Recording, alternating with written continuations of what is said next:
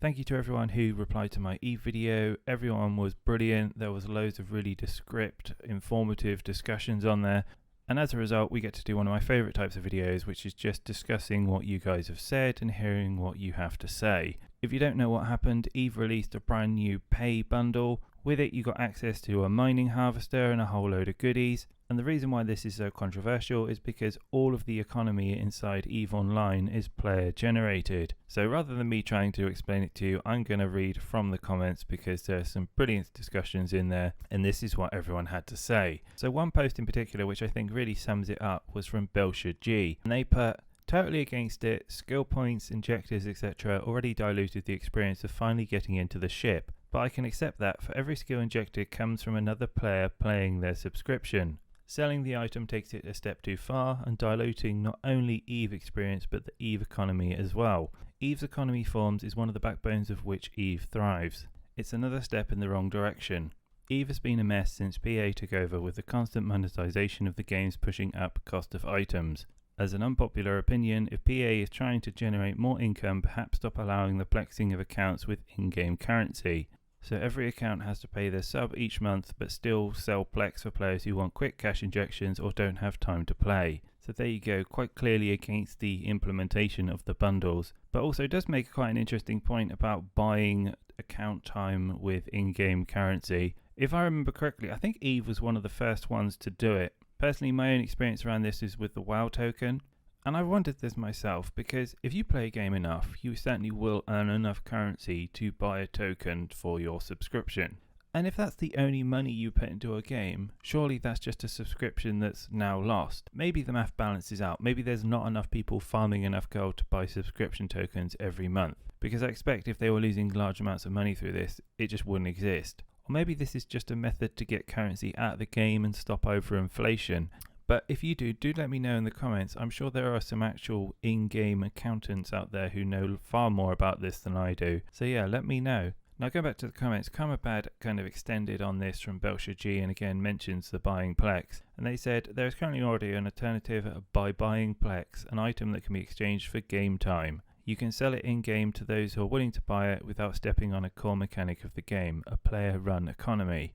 By the introduction of the retriever in the pack, this fully steps on the items that are currently only created by players. And it's not the fact that it's the pack itself or the retriever, it's the fact that it was said that player-made stuff should stay player-made stuff by CCP staff in the past. And that if CCP really wanted to start selling items like this, they need to remove all marketing material that states that it's a player-run economy, which is becoming more and more not." So there you have it. There's another element to it. And that's I think personally, a really good point, that it's about trust as well. And it is my understanding that EVE does take steps to integrate with its community, hear its feedback and see what they have to say. But as Karma says, things like this are really going to damage that relationship between CCP and the community. Now, Kane Smith gave a little bit more insight into this. Again, they all have a general similar sort of theme, but they all add their own unique points. And he said, "The issue isn't necessarily from the prospectors pack. The issue is the sentiment behind it. If CCP is willing to sell fitted ships outright from the lowest tier of ships to the highest, then that threatens to devalue any and all genuine work done in-game by players. If you want to play EVE Online, then buckle up. Warning, if you chose to pay for this pack, take caution. PvP players are now hunting these ships like flies." And that's the bit that really gets me, is just the fact that the community is so outraged that now people are intentionally hunting them down and destroying them. And if I got back into EVE, this would probably be me. I would be tempted to buy something like this, and no doubt I would get blown up because I've gone into the PvP area without me knowing. There was all sorts of discussions popped up. Some people brought some other arguments into the fray. Michael Thomas was one of them. He put, "First of all, EVE Online's learning system is a huge problem. Everything always has taken too long. It was estimated that if a player was to actually learn all the skills on EVE Online, it would take 18 years, which is a little bit bonkers when you think about it. I don't know the exact maths behind it or whether that's true or not. I expect there are some players out there who have learned something. If you have any more details on this, then do let me know in the comments. But the next comment is from Mr. P-Man, and he said, "EVE has technically been pay to win because of you being able to run more than one client. And anybody who does has a serious advantage over other players. CCP has been creating ships out of thin, are in the section just past the tutorial for years now. They said they won't sell skill points directly ourselves and did anyway. So nothing's changed there, so it's just if you put two together it's a problem. Oh, and they've sold destroyers in the past to new players, so nothing really new except the T1 modules supplied with the ship. Now Kane had an interesting reply to this. He said, it isn't a pay-to-win game by any means. The multi-boxing aspect doesn't necessarily give you advantage over a player, especially in PvP, and just because this isn't new doesn't mean it's okay. The CSM should have made more fuss with the destroyer pack then. Now there's a motion floating around that it's something to be accepted, and the MPE ships are almost a necessity. I think that's a great point. I don't know how much influence the CSM has over EVE, but as you say, they've put in a first pack and now they've done a second one, and it almost becomes like a standard.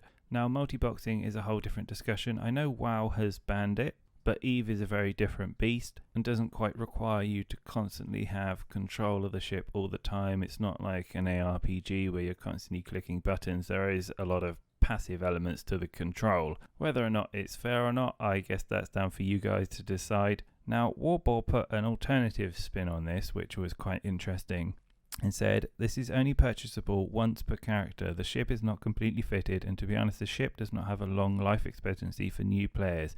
It's barely a step up from the ship given during the new player missions. To be honest, the spin and hype have probably affected the market more than the pack itself, and I assure you some co-ops are making ISK from the hype reactions affecting a market what never, don't forget, real stock exchange workers play and run portions of the new Eden markets as well. So the general gist I got from that was that people are overhyping this, people are making money off the back of it anyway, and also the really interesting point that actual people who are stock analysts play this game, so they'll be working the markets either way. I've always thought to myself that if you are very invested in finance and you really enjoy crunching numbers, then EVE is the perfect game for you. So there's two more comments to go through. One is from Source, who says, bro, do you even play EVE? And no, I don't play EVE, but I quite enjoyed the discussion around this. And the next one is from Bradley Slining, and they said, they could have given the skill books enough plex for the ship, everything but the ship. They could have helped new players and supported the industrial backbone the game needs to work. Pearl Abyss are trash tier player milkers that just burn people out and make them walk away. Sadly, unlike BDO also failing, there isn't a steady stream of new players to make up. EVE players are established and want to support the game. CCP no longer wants to support the players. So again, another good point. I do see a lot of advertising for EVE and, asking people to come in and play it, and they're always coming up with new funky ideas. But me personally, it's not something that draws me in to play it. And as Bradley says, if they are irritating the current community and they're leaving and no one's coming in, it's going to lead to a steady decline of the game. I haven't checked the numbers and I didn't look at the time of this video, so I don't know how true that is. But you only need to look at other MMOs such as WoW to see, previous patches before their kind of big drama they've got at the moment, that when they upset the community with content features, people leave. Anyway, that's all I'm going to do on this video. Thanks again for all the comments. I am going to do more of these discussions, so if you would like to see any more comments from various games, then let me know. But until then, have a great week everyone, and I'll be back with more news and reviews soon.